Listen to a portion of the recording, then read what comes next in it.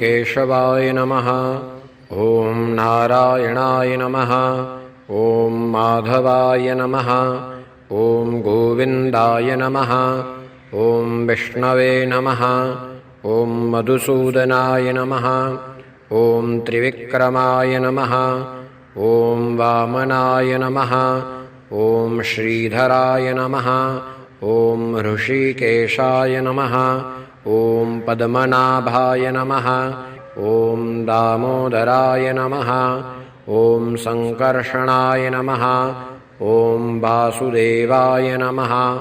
ॐ प्रद्युम्नाय नमः। ॐ अनिरुद्धाय नमः। ॐ पुरुषोत्तमाय नमः। ॐ अधोक्षजाय नमः। ॐ नारसिंहाय नमः। ॐ अच्युताय नमः। ॐ जनार्दनाय नमः।